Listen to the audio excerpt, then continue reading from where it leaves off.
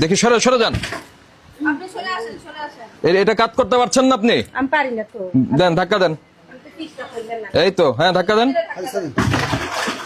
ওকে, দেন এটা এটা দেন। মানুষের জীবন ও স্বাস্থ্যের জন্য ক্ষতিকর প্রক্রিয়া এবং উপকরণ ব্যবহার করে আপনারা এগুলি তৈরি করছেন।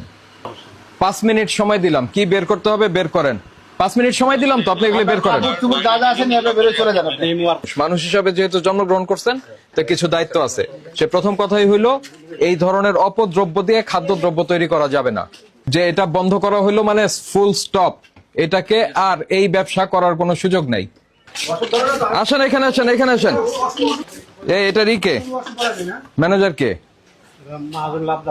হ্যাঁ, আসতে বলেন, এখনই আসতে বলেন, এখনই আসতে বলেন। এইগুলি বাদ দেন।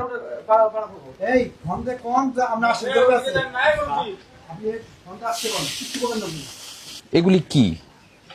এগুলো আপনার ওই চিনির শিরা। চিনির শিরা নাকি বিভিন্ন দোকানের মিষ্টির গাদ?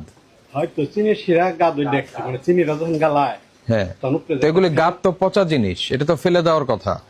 এগুলি দিয়ে আপনারা কি করছেন এখানে? কথা বলেন। সন্দেশ তৈরি করছি। এটা দিয়ে সন্দেশ তৈরি করার কথা? এটা তো পচা জিনিস, এটা তো ফেলে দেওয়ার কথা। এটা কি আপনার ভালো কাজ হচ্ছে না খারাপ কাজ হচ্ছে? কথা বলেন, ভালো কাজ না খারাপ কাজ হচ্ছে?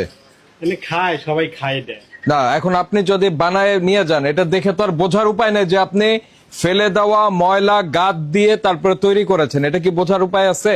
না, তা নাই। তা নাই। তো তাহলে এই জিনিস কি করা ঠিক হচ্ছে? মানুষকে বলে দিচ্ছেন, ওখানে লিখে দিচ্ছেন যে মিষ্টির দোকানের বা মিষ্টির ফ্যাক্টরির ফেলে দেওয়া গাদ থেকে তৈরি সন্দেশ, এই কথা বলছেন? এটার এই দেখেন তো, মোরক বা কি আছে এগুলি দেখেন।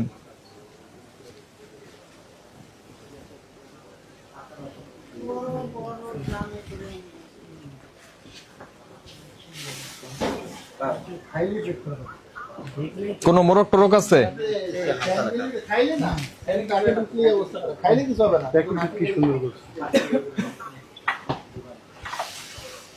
রুমান কে? আফজাল ভাই ছেলে। হ্যাঁ, আফজাল রাষ্ট্র বলেন।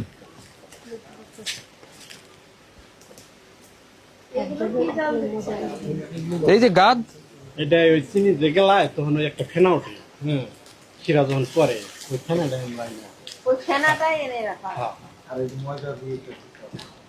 এটার মধ্যে আর কি কি উপাদান আছে?